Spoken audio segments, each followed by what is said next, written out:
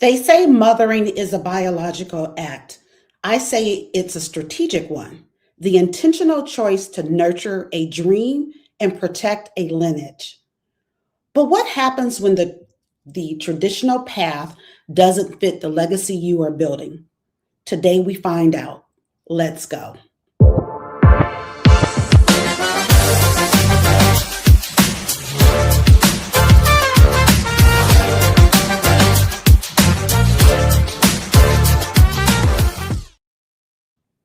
Welcome back to Women of Color Live, the live version of Women of Color, an intimate conversation, a top 20 women's empowerment podcast. We center and empower women of color. We also have a community for Black women 50 plus, the Dream Lifestyle Collective. Shout out to our production team at the Leon Thomas Group. Today's guest is Rimidi, an independent recording artist, founder of Noon Recordings, and CEO of Gem Culture. Today, we conclude our May series, She Who Mothers, Redefining Legacy, Love, and Lineage. Rimidi, welcome back to Women of Color.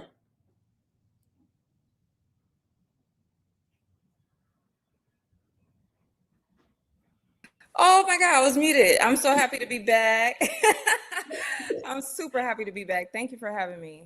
No, absolutely. So happy to have you back. And so you know, I was given some homework from Rimidi, and so I did do my homework. And I also went and listened to our original conversation, which was a few years ago. So we'll kind of, get into that. Okay. Rimidi, Juno, the Late Bloomer, is out now, direct to fan via Bandcamp. That was a very intentional choice. Talk to us about the decision behind ownership and going direct to fan. What did that mean to you as an independent artist, and what did it cost and create? Mm. It means a lot to me to be able to, well, one, I want to educate all of the listeners, all music lovers, those who indulge in music, period, whether it's my music or the music of my peers. You all have to understand, or one of the things I would like for you to know is that when our music is on the streaming sites, for instance, you may listen to music via Apple Music, Tidal, Spotify, etc. You pay a small fee to listen to many artists all over the world. I mean, countless numbers of artists. And in some cases, you pay nothing at all, right? And then when the artist receives anything from that, then they get, roughly about 0.0003. You can look it up yourself, and you'll find that artists really are not making anything from that, right? And so the best thing when you find an artist that you really, really love and you truly, genuinely want to support them, then the best thing for you to do is actually go to their website, purchase the album directly from their website, if it is available that way, which is direct to consumer. And I want you to think of it like art. Music is art. So when you're buying music, you're collecting art. And so when you go to a gallery and you pick up, the art from a gallery, you might pay anywhere from, I don't know, $1 to millions, right? It's the same concept. And it allows the artist to sustain themselves and continue to create art in a stress-free environment, because they actually are able to make a living from it. So this is how we want to support it. So that's how I see it.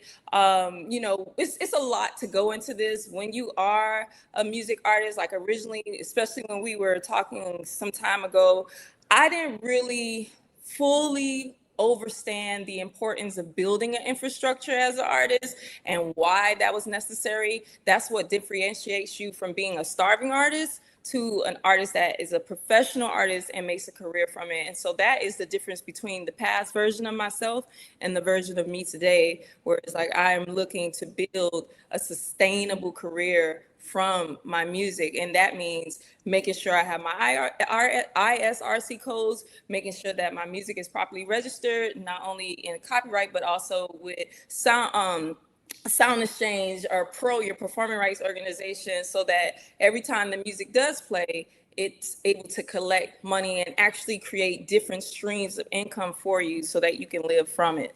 So, I mean, that I feel like that's a big, yeah, that question is like, I don't even really feel like I could say all the things that I want to say, Right. because it's a jam-packed question, but that's initially what ownership means to me. It's being able to make my music and create a living from it, and yeah, and own it and have full control of what happens with it. No, and so I mean, and that speaks to a lot of us, whether we're music industry, whether we're a different kind of creative, whatever it is that we're doing. Now is the time for us to look at owning that, right? Making sure that we're monetizing and getting all the monies that's out there to be gotten, right? That's as well with the podcast. Like, okay, I've been doing this thing for 6+ years. Been time to to get money out of it. Yeah. In it and all those things. So like you said, getting a structure in place, getting the proper, systems together is something that we all, can do for whatever it is that we're doing. And I want to shout out your folks because yeah, they ready. Okay. They came ready. They already dropping comments and I love Let's go. Right, let's go because I didn't even get a chance to y'all comment, like engage with us. Like that's what we want to do. We want to engage with you. So shout out to the people, right? For already, jumping on that. Okay, so the homework that you gave me was to listen to Juno, the late bloomer, which I did. Okay, I did that today. I was in the bed and I'm like, okay. But what really stood out to me is what you wrote. So what's there? Some and you said something about the journey you're on now. And that's what this album is your journey. It's who you are today versus who you were before. And so when 100%. I said I listened to the original conversation, I had asked you then, and I'm going to ask you now, but I asked you then, who is Rimidi? And I'm going to ask you, who is Rimidi today? Because I think we did that back about 3 years ago. Yeah. Rimidi don't play no games. Okay. She bought her business. You know what I'm saying? Listen, what would behoove people to understand about me is like, I am a lone wolf. You feel me? I thrive best alone. Like I work best when I can focus, but I also work best in a team of people who are very similar, right? And so a lot of times it might come off like Rimidi is not social and all that, but I am. I really am. My rising sign is a Gemini. So I like communicating. Communication is important to me. Technology is important to me. Being able to use these things and be on the same page with one another is so important to me. And also being around genuine people. Like I just love good people. Like, you know what I'm saying? We all have our differences. We may not always be on the same page, but even when we have our differences, we still can love each other. And that's what's important to me. I'm all about love. I'm not perfect at all in no way, shape, or form. I have my days. I could really like be the scorpionic person that I am. But at the same time, like I'm love. My goal is to be love. I want to embody, and my goal every day is embodying the fullness of God. And so that's me. Like right now, I'm just about my business. If you ain't really talking about my business or your business or how we can help and serve one another, if my work is not allowing me to serve others, it's like I don't really have an interest right now. I gotta figure out and line up with what God is calling me to do, and I have to be obedient enough and quiet enough to hear it clearly, and that sometimes require isolation. So it sometimes require you to go off into the wilderness. You feel me? And so like that's just Rimidi in a nutshell. I have a lot of titles and I can name all of them, but at the end of the day, I am a spirit. That's what Rimidi is. She's a spirit. And we talked about that.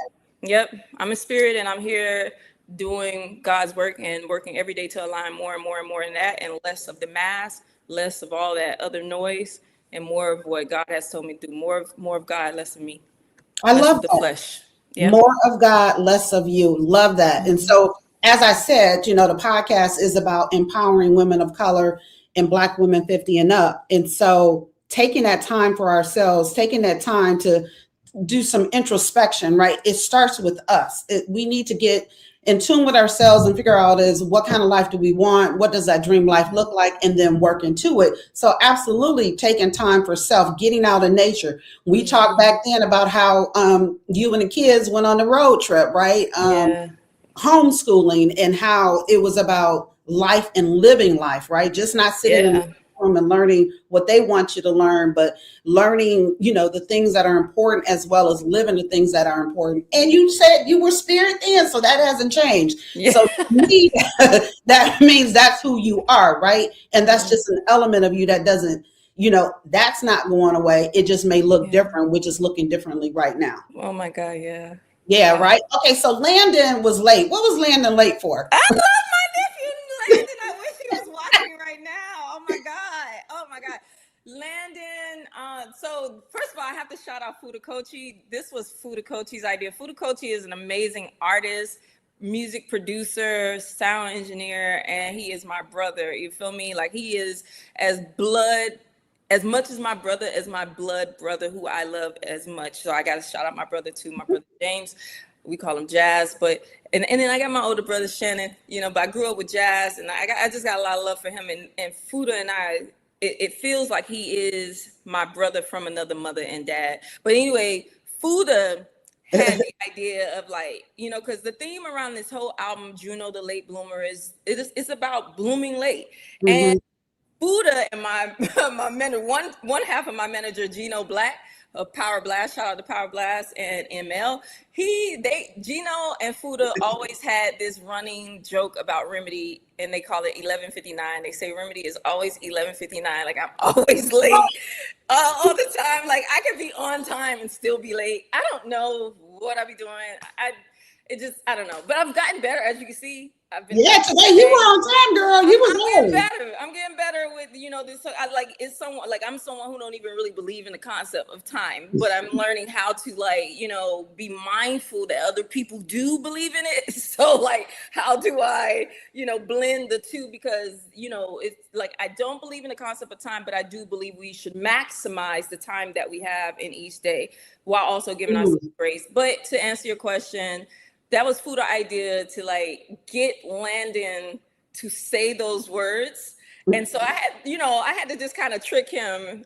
It wasn't planned. It was planned on my end, but none of that stuff he was saying, he was like, what? He really was confused. Like, what am I late to? Right. About? And I was like, you're late. And he's like, for what? I'm like, because you're late. And that really was a very innocent, authentic, and real experience. Like my nephew had no idea what the heck I was doing. And then once it was done, I was like, all right, thank you. Let's move on. Right, exactly. He's like, oh, okay. Yeah, and then what's so funny is when he first heard the album, he was younger and he was just like, okay. But now, yeah, because he was so much younger, he didn't even really get the importance of any of it. But this year, I let my nephew hear the album, and he was actually very interested and very okay, that's good. And I'm like, well, thank you. But before he didn't care. Yeah. Right. Well, what's different now, right? And then to hear it and to know the significance of it, right? Because what you mentioned about what this journey is, and so stood out to me, grief, right? So this month I'm experiencing grief. You talk about identity, healing. So healing is part of the grief process as well. The accountability and the emotional rebirth, right? So that's what your project is about. That's what this moment is about for you. So he probably understands it differently than back then. Because again, he was a kid. You just caught him on the fly and talking to him. He didn't know what was going on, but now he can understand and appreciate his contribution to your journey. I think he's still actually processing. And you know how you hear a song many times throughout your life, and when you first hear it, you just love it. But then when you get older, you like, damn, I know that's what that meant. So I think that's what it's going to be for him for the rest of his life. Absolutely. He's going to always find something new in that and appreciate it more and more and more as he get older. Yeah, absolutely. Because you know what? It's about where we are in life at that time that we listen to a song, we read a book, etc. It's about us, right? And so Mhm. it is a reflection of where we are, how we receive the message, whatever that message is. Yeah. So, all right, y'all, come on with the comments and questions, whatever y'all got for us. Let us know you're out there. Drop a WOC. Yes. Dreamer, if you're part of the Dream Lifestyle Collective, drop a heart if you're family and friends. We want to know you're out there. We already saw a few drop some comments. So we know Gina was out there and I saw it, but I apologize that I didn't remember the name. They were showing and giving love. So Noom Recordings is yours. Okay, that's that ownership we're talking about. In a music industry that often asks artists to trade ownership for opportunity, what does it mean to have built a label that fully belongs to you? And what do you want other independent women artists to understand Mhm. about that choice? Okay. I just had so much love coming here. I want to make sure I acknowledge Tawana Aikens of Better Me and Community Collaboration Exchange. She's an amazing woman, Yeah, powerhouse. My girl, Lisa Bell, powerhouse, amazing. I just have to say hello to them real quick. Um, absolutely. yeah.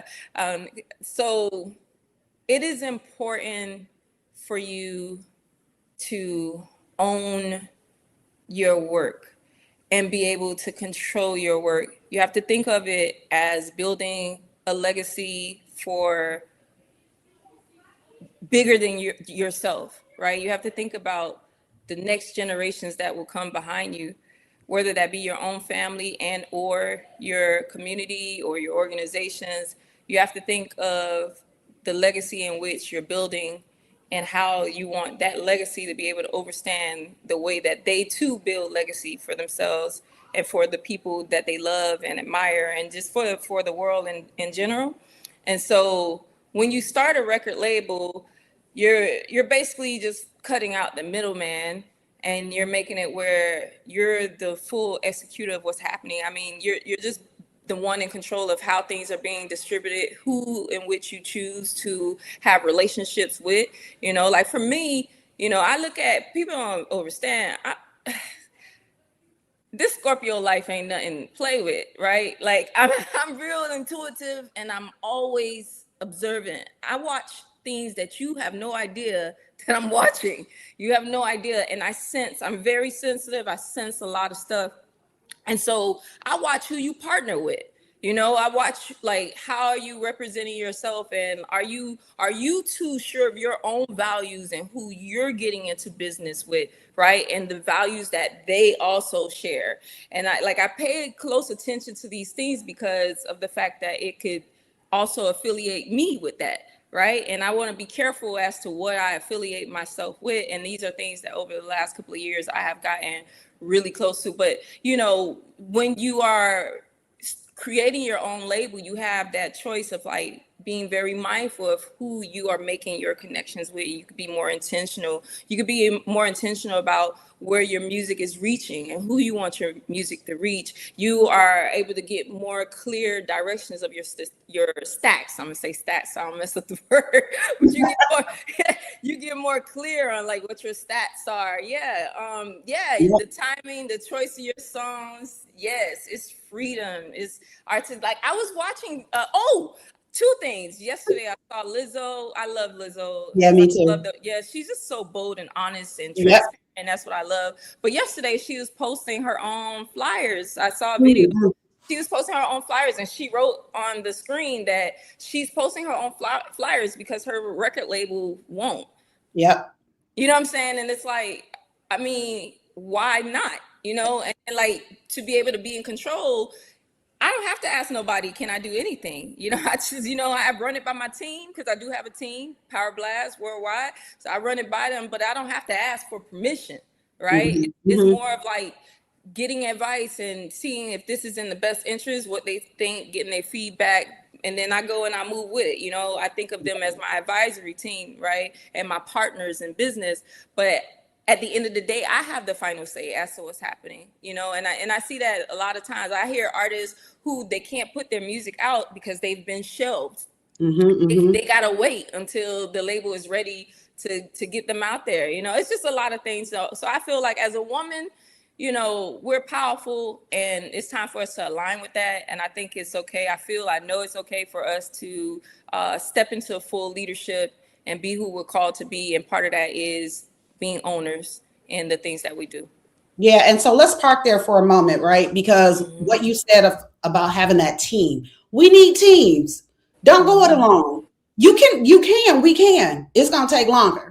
So if you want to, and you're going to miss a whole lot of steps that are unnecessary had you had a team. So having a team, having an advisory board, having your own personal board of directors, all of those things are important. That sisterhood, again, the Dream Lifestyle Collective, that's what, we're building there, like a sisterhood for us, so we don't have to go it alone. And I'm one of those people, like you talked about being solo and like being by yourself.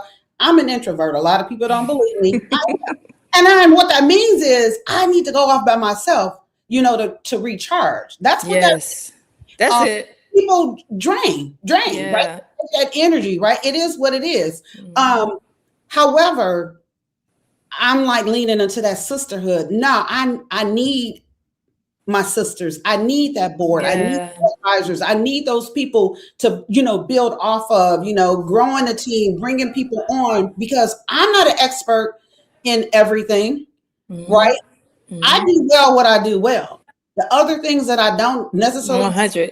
Instead of me still trying to do it all on my own, where I'm wasting time, I'm missing out on a lot of steps. Like I said, that money that I should have been getting these past 6 years, that's what a team can help you accomplish. So again, women who are watching, listening, get a team. Build with other people. Find someone who does well the things that you don't do well, and build together. 100%. And I definitely want to reiterate that being an introvert does not mean that you do not work with others. It doesn't mean that. It definitely just means you, like, for instance, I have a friend, Flo Wolf. Shout out to Flo Wolf. He's an amazing visual artist, international visual artist. He is an extrovert, and it seems like people charge him. You know what I'm saying? The interaction, like me, I'm like, bro, okay, we've been on the phone. Right. I'll talk to you later. Like, right. Like your energy seem to be like charging up by talking to me, and I'm, goodbye. I'll talk to you later. I'm sorry, boo. I got a time limit. You know what I'm saying? And so, yes. It doesn't mean that, and but I definitely have learned in my journey the importance of community, but the right community, the right energy, the right alignment, because that's important too. It's not just anybody. It can't just be anybody. It has to be people that feel good, people that pour back into you, that, what I'm saying? And it's not a tab. I don't take tabs. I don't do that. You know what I'm saying? But I can definitely feel when I'm like, I'm pouring a little bit too much over here. I gotta go. I gotta go, because also my energy does require reciprocation. It has to, I gotta feel it. Again, I'm not taking tabs. I just feel it. But I love, especially this season, and like people like yourself, like I mean, our relationship has been building over the last 3 years, but in this last, like even the last year or 6 months, I've been meeting more women, and they look and feel like me, like they're just like, let's do this, let's serve. Right. Serve. And it's like, yo, you speak my language. Yeah. My language. Like, can I get more of you? Yeah. God, more, please. No, and you know what? And another thing that we talked about is how we manifest, right? So that's what we talked about. And as a matter of fact, it was around your birthday, because I looked at the date. So it was around your birthday. I know at the time we talked, because you and my son are Scorpios. I think your birthdays are a few days apart. But anyway, you talked about manifesting. And so that's something that I lean heavily into.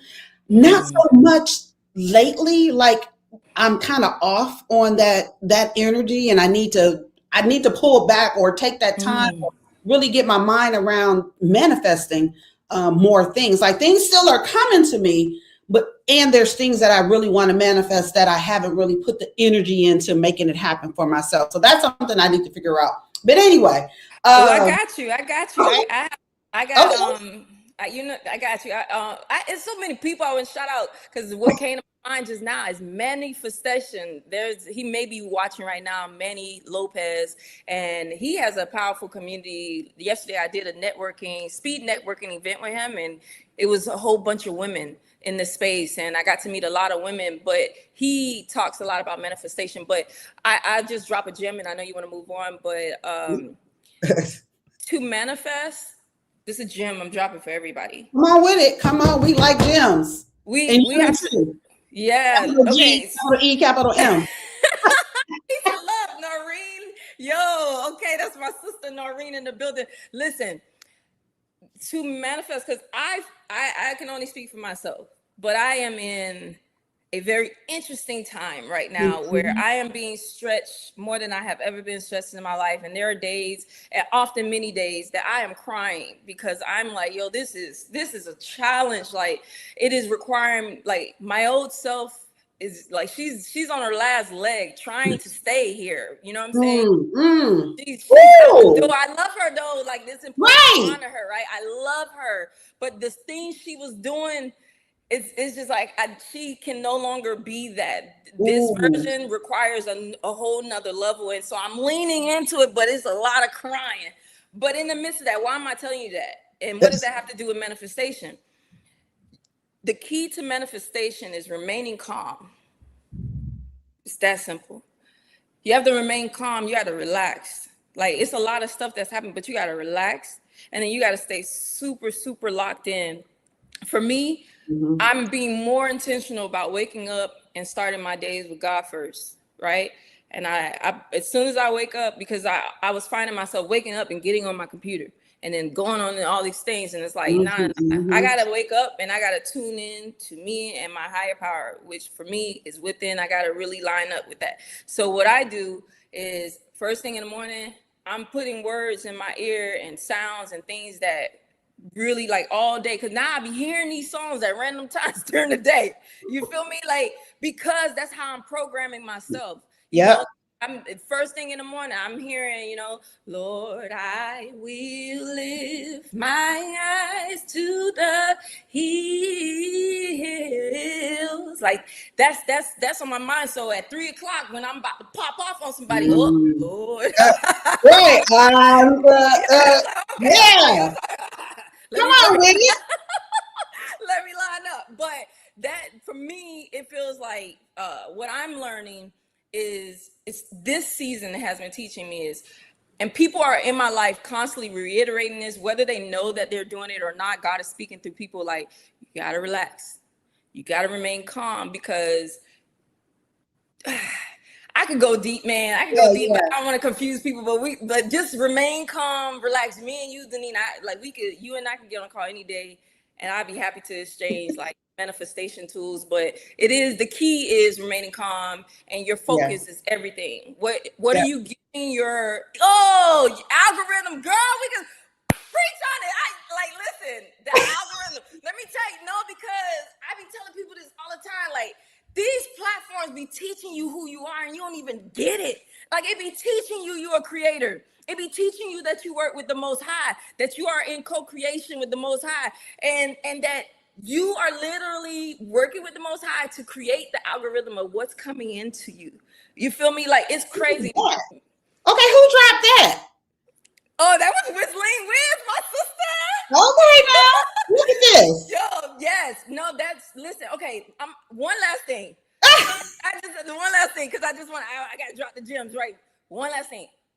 I want y'all to do yourself a favor, and I want you to go to your homepage of your algorithm. Let's say Instagram. I like Instagram and TikTok. Those two are really good at showing you what's happening in your real life. Not necessarily that those things are what's popping up in your real life, but just how your real life works. So when you go to your homepage, the one, it's like the For You screen, and it shows you like all the stuff you like. If you go to that screen, it's showing you what you like, okay? And then the algorithm is saying, whatever you're seeing, the algorithm is like, that is what she likes or he likes, okay? What they like, that's what they like. So I'm gonna keep sending them more of that until I want you to do me a favor, and I just want you to go and click on something that has nothing to do with you like, right? Y'all do, that's your homework. You're gonna go to you're gonna go to another page. It could be about motorcycles or ducks. And then you're gonna click on the duck. And then I want you to go back to your homepage. And I just want you to see how all your homepage starts showing ducks and animals or motorcycles, whatever you looked at. That is how life works. Yeah. That's how life right. works. Yeah. Break it down. Let me tell you, girl, we're gonna have to have another live for this. Okay, because this is class. this is a class. But that is how life works. And then the algorithm starts to send you more of what you bring your attention to, whatever you're focusing on. So where I've been, for me personally, because manifestation for me is very important. It is the center of my life. My team could tell you. And I have my moments where I go off, but right now I'm like, I can't afford to go off. So I spend a lot of the attention listening to myself. I'm very tuned in with my thoughts. I'm not saying I don't have off days. I have off days, but I have a lot more good days these days than I have off days, even in the midst of a storm, even in the midst of my life changing, and even in the midst of a huge life and business transition. I am still allowing myself to tune in, but I'm tuning in. Like when I hear a thought and it's not what I want to hear, I'm like, all right, that was cool. Change that station. Yeah, let's go into another frequency. Let's I don't want to tune in to click on a different meme or something. I want to go, I want to tune into God frequency. Even with the algorithm, we're gonna click on something else. I like that. There you go. All right, so look, you started off by educating, which makes sense, right? Because that's the space that you're in. So Find Your Remedy and gym culture are growing, and both live at the intersection of your music and your mission. For the woman watching who is navigating a season of transition as both an artist and a mother, how do we use that late bloom to our advantage? And hold that thought. We'll be right back after this break. Hello, everybody. It's me, Deneen Garrett, a cultural alchemist who shapes culture through storytelling, through writing, through speaking, and through the Dream Lifestyle Collective, which is a community for Black women 50 and up. You also know that I have a podcast, Women of Color, an Intimate Conversation, which is a weekly live on Thursdays at 1 p.m. Well, as of Friday, it's official.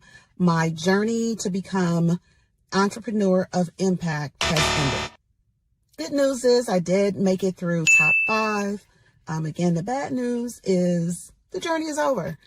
Yes, a bit disappointed that I will not make the cover of Entrepreneur Magazine. I will not have the 101 coaching with Damon John. And of course, the $25,000 prize money, which was going to be invested into the podcast and the collective. But hey, here's the thing. Those things can still come. They can still happen. It's just that my contest journey is over. So there's that.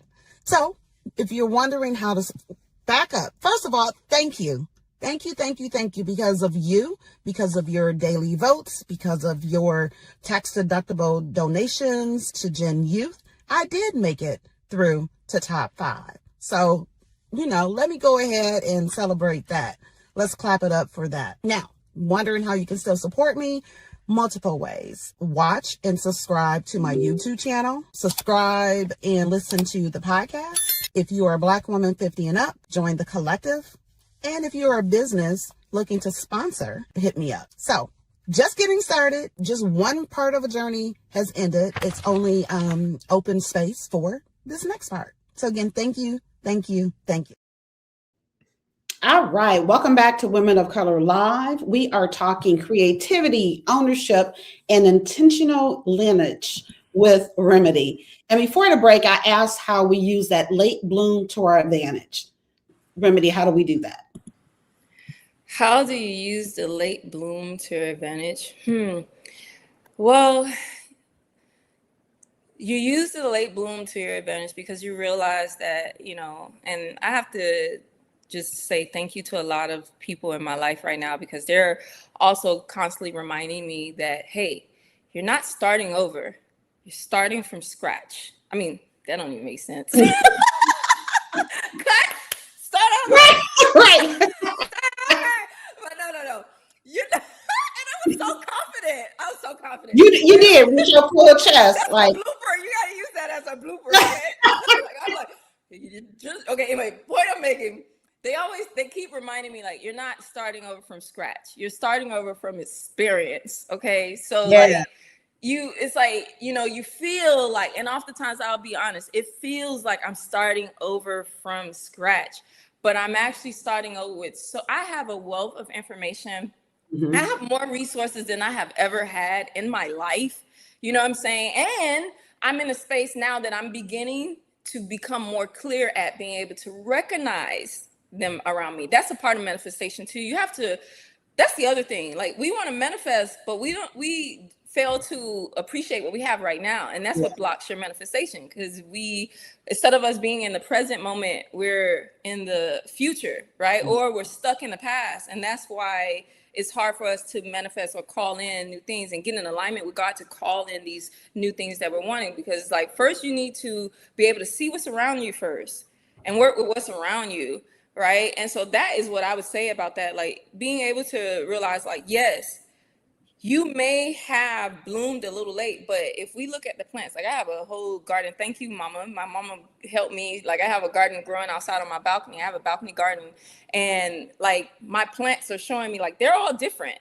They Yes. have different needs. They require different stuff. Some of them need more water and more attention and more love. Whereas some of them, it's like, yo, I'm good. Just put me out here with the sun, and I don't really, you know what I'm saying? Like my cats, Olive, okay, I got two cats, but Olive, man, Olive the one that be getting my attention because sometimes Olive wants your attention and sometimes she don't want your attention, and she lets you know, like, you know what I mean? Real So clear. like, yeah, so it's like, some of us are roses, some of us are dandelions, some of us are weeds, some of us are, you know what I'm saying, lilies and all kind of stuff, but we're the rose looking at the lily and asking why I can't be the lily. You can't, because you're not. You know what I'm saying? You're not the lily. You're a There's rose. that. Yeah, there's that. And so, and the beauty of it is like, even let's say in a family of rose, we're still all different. You know what I'm saying?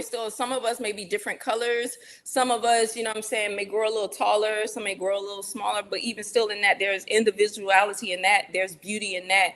There's beauty in us being different from one another. And that's something that we have to get to a place to begin to accept that in our plan, in the plan, it's not always our plan.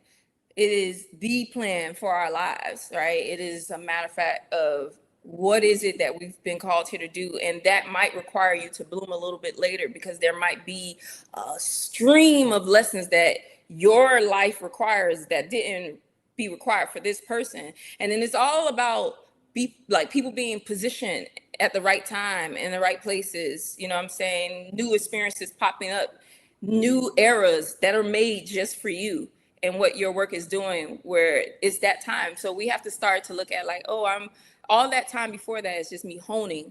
It's me honing. That's what we should be doing, like sitting still and just honing in Yeah. the time and keeping our head down and staying focused on our work. And then so that when the time is ready, we don't have to get ready. Yeah, we're already there. Like with We're there. using the whole with the flowers in the garden and all that kind of stuff. Plant, water, prune, watch it grow, move them around, right? Because you want the whole thing to get some sun as opposed to just one side. Because that one side that's getting that sun, that's the side that's really going to grow more than the other side. So you got to move things around, and that applies to our lives, and that's what Rimidi is talking about right now. So gym culture is about your, the work that you do with the youth. So as a mother and a mentor, how do these platforms extend what you're doing on stage and in the studio? And how has your own evolution as a mother shaped the way you show up for the young people in your community? Okay, you're gonna have to break that thing down to 3 different questions. I will start with how the platforms that you're using, right? The ones that you're shifted to. How do you extend what you're doing on stage, and how do they extend what you're doing on stage and in the studio? So how has that shifted how you show up? Well, I like to add that I have had moments of imposter syndrome, right? So Okay, speak on it. I think that's very important. Yeah, I think that's very important to honor that things have not always been perfect, and that there were times that I really had no idea who I am, or doubt in my purpose, really just like not really not sure of myself and what I've been called to do. And those moments are important too, because those moments are what have groomed me in really just being able also to see all sides of myself, right? The good and the bad, and then learning to appreciate the light and the dark. And so the way that my work translate on the stage, in the studio, I show it real. I work real hard to just be myself. I work real hard to shed a lot of unnecessary layers that are not mine, or that I felt I had to have, or that someone else told me I had to have. I work real hard on shedding those things. So my work translate across in every place that I go, because I come from a family of a lot of real people. You know what I'm saying? No matter what, even if I don't always like some of the things they do, it doesn't matter. They're still very real and authentic. And so that's just my work. It comes through in my work. It comes through whether I'm in the studio making music, or even just in my room writing a song and making a music in my living room, or in Fuda's living room, or in Rod. Shout out to my drummer Rod, and my right hand in his living room. Like, it doesn't matter. Like, that's where it goes. And then when I'm working with the young people, I mean, I love them, because that's when it really it really comes out, because I love the jits. I'm always love the jits, because you can't hide with them. They can see right through you, because they are the closest to God. They're the closest to purity. And so they're going to call you out on your stuff, And so, like, even my daughters, I love my daughters, Leah and Milan. My two aunts. There was a part of your question that talked about like motherhood, and how that translated. Like, motherhood is why gym culture exists. I was, I did a Girl Scout. I was a Girl Scout leader, and I was I loved it so much. And prior to that, I was a cheerleading coach, a cheer commissioner. I was a substitute teacher, reading interventionist. I've done it all when it comes to the young people. Don't ask me how I became a cheerleading coach, because I am not a cheerleader. Don't want to be, but it was fun. Like, it taught me a lot of stuff. In that space, I had to learn to coordinate, and I had to get out of my comfort zone, because I had to continue to show up for them. Because I was a commissioner who ended up becoming a coach, because I had to keep the space alive, because it was hard to find coaches. And I couldn't give up on the girls. I couldn't let the girls down. So I just filled in the coaching position, but I made the girls lead, because I don't know how to do this. I'm not cheerleading. You know what I'm saying? But but it was like a lot of the things that I was doing was because of my daughter's existence, because I was looking for things for them. So like, I ended up becoming a Girl Scout leader. I did it twice, but the second time I did it, it was the most powerful time that I did it. When I was a Girl Scout first. Let's say that I was a Girl Scout as a young woman, as a girl, and then when my daughters were like one, and because my daughters are 10 months apart, so maybe one in my stomach, I started another Girl Scout troop, but it wasn't timing. And then years later, I ended up I moved to Orlando for a little bit, and I started a Girl Scout troop there, Girl Scout troop number 1, with Citrus County, Florida. And I had 40 girls and 7 leaders, and I was so into it, and I wasn't making any money. And that's when I was like, you know what I'm saying? Like, I think I do love these kids. I think I do. Like, I was, you know what I'm saying? I was so, like, I all I did was breathe, eat, sleep, the organization of it, playing it, everything. Like, I loved it, putting everything together for them. Like, I really feel like I was doing it more for me than I was for them. Like, I really loved it. And so whatever, fast forward, I ended up, coming back home, getting back into teaching, and was like, I want to start another Girl Scout troop. And I have to shout out that principal, because she was like, well, and then mind you, prior to that, I was like, I want to do my own thing, but I didn't, Girl Scout has so much resources, and I didn't see a lot of women who look like me doing stuff like that. You know what I'm saying? So even though I idealized the concept, it didn't seem real that I could do that. So she was like the invitation, you know, where she was like, I think you should do your own thing. And I was like that. Like, you know what I'm saying? I was like, oh, okay. Voila. And I went upstairs and I was like, what this thing gonna be called? And she said, gym culture. I mean, she said gym culture. God gave me a download. I didn't even have to think hard on it. That was the name. And at the time I was real deep into crystals and all that stuff. And it just came with gym culture is just like we're polishing the gym, you know, like they already gems. We're just polishing them up.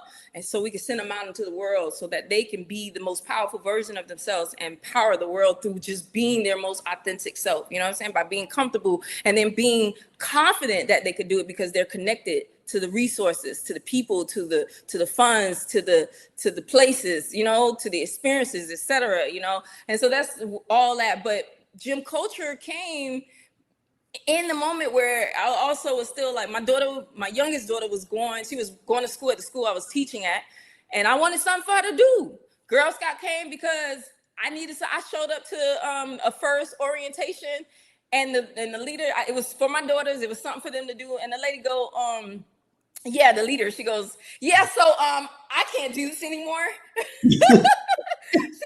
I can't do this anymore, and someone needs to be the leader. I'm new to the town. I don't know none of these people. Right. You know what I'm saying? But I'm like, I'm game.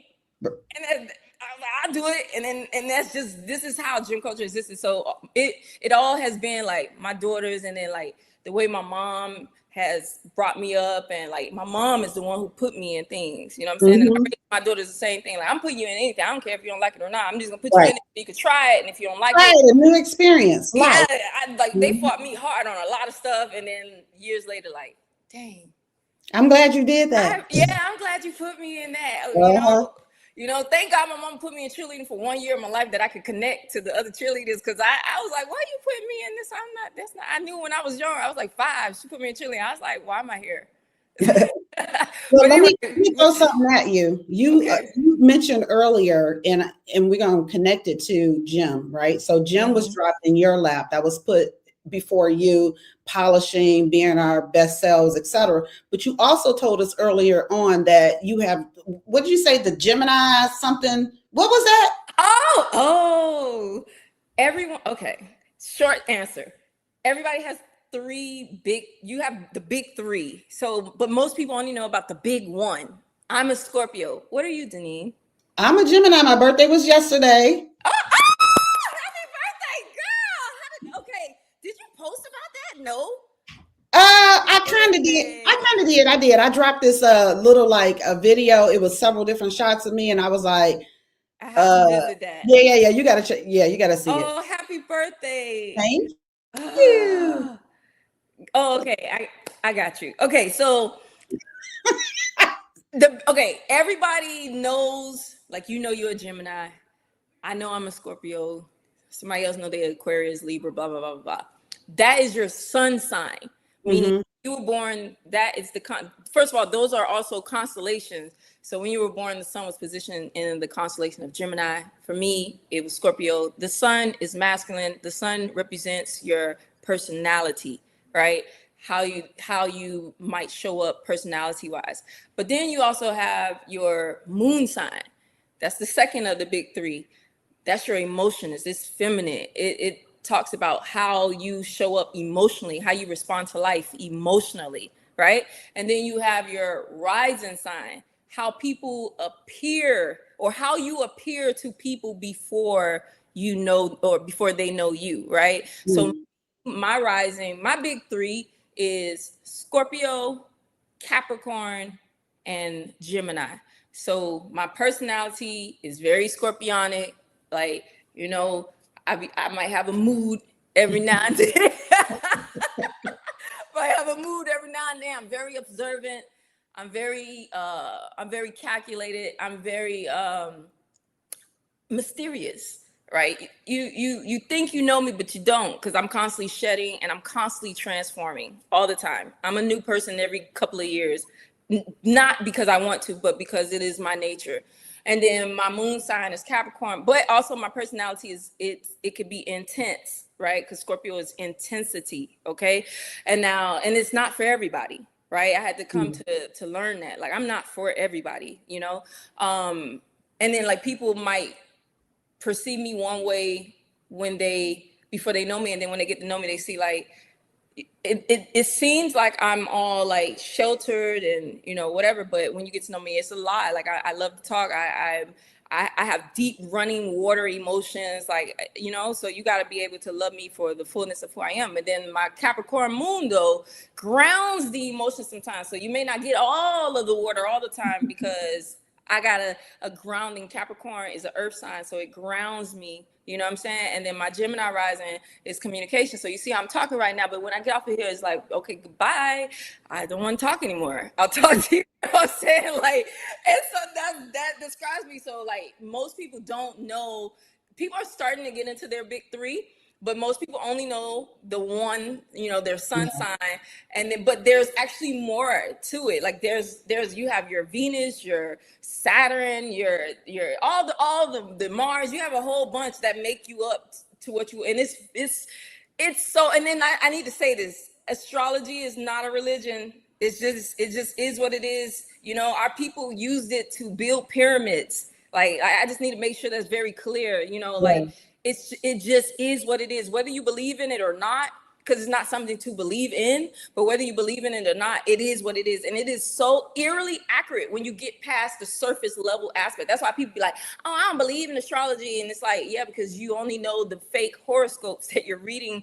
This is why one Scorpio is different from another, because we're not the same. We might have personality traits that are similar, but there's so much more that make us up. And then there's levels to the Scorpio alone. Like the Scorpio, there's the Scorpion, then there's the Eagle, and then there's the Phoenix. That's why you have some Scorpios that are like real stingers. They show a lot more negative traits of the Scorpio because they are on the bottom of the Scorpio. Whereas I like to say I'm a Phoenix. You feel me? I'm always coming out. Rising, coming off address. But listen, so I only brought that up because of the gym culture, right? So you mentioned that being part of you, and so that was also you attracting that you attracted that gym as well. Yeah, I definitely did, because like I said, God gave me the name of gym coach. I didn't come up with that. Yeah. And so for those who are watching or listening, the series that we're closing out is about She Who Mothers. And that's why we're talking about the motherhood part. We talked a lot about music and transforming the journey. Now we're talking about and we kind of, sprinkled in the motherhood part of it as well. But that's why now we're kind of talking about the gym culture. We shifted. Again, it's part of a journey, right? It's part of who you are and what you bring to the community. I want to get into permission because we really focus on that in this space. What permission does a woman of color need to give herself today to stop settling for a life that doesn't fit and to start our world on her time, her own terms, in her own time? Well, I mean, from conversing with me in the past that, and I'm so glad that you brought it up in the beginning, that I needed to be reminded of that. Like I do a lot of things afraid. I do a lot of things without the validation of other people. A lot of things I do, I am looked at incredibly crazy. When I homeschooled my daughters, when I pulled them out of school, I was like, man, this ain't working for me no more. I have family members like, hey, you know what I'm saying? What you doing? That's the same as when I decided I don't want to eat meat no more. I ain't never liked it. I didn't like it. You know what I'm saying? Like, it's cool, but I whenever I did eat meat, I always ate small portions. My mother is my proof, right? I only ate small portions, and then my plate was filled with the starches and the vegetables, because my mom always prepared us with 2 vegetables, 1 meat, 1 protein, and 1 starch. So I was used to eating vegetables and all that anyway. And so I just decided, man, you know what? Like, I'm an adult now. I can make my decisions. And I feel like that's kind of where we have to come to a place where it's like, we are adults. Even if you're a young woman watching this, like, you have to start, even if there are some things, limitations that maybe you can't do certain things right now, you got to start embodying it, even if it's just in your mind alone. If you could see it in your mind and dream it up, it's going to happen. It's going to happen because that's you co-creating with the creator that is God. So it's like you're gonna you're going to be able to do it. And then time doesn't exist. I just sent out a newsletter and I put a picture of that in the newsletter. It's like the time does not exist. Despite us all wanting to claim that it does, it doesn't. The only time that exists is now. Because can you go back to Monday? I mean, you might be able to. I'm not against that either. But like, can you go back to Monday and do what happened on Monday? Or can you go to tomorrow? You know what I'm saying? Like, no. Like, can you go into the next hour or the next 20 minutes? No. Like, the only thing that matters at this moment is now. And that's the only thing that exists. That's it. That's all that exists. So I will say to you to focus all of your energy on right now. Allow yourself grace and allow yourself to give yourself permission to do what terrifies you. Give yourself permission to be uncomfortable, even if it's just for a little while, to get to where you're going. Allow yourself and give yourself permission to do what others dare you don't. Give yourself permission to be everything that you see yourself to be, even if that means being looked as crazy, because when you get to where you're going, you're going to be a genius, even though you already are.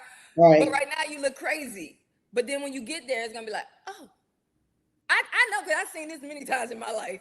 Like, I'm a living proof of this. Where it's like, she crazy now, but then when I get to my destination, now I can see things differently. Right. Because I paved the way so you could do that.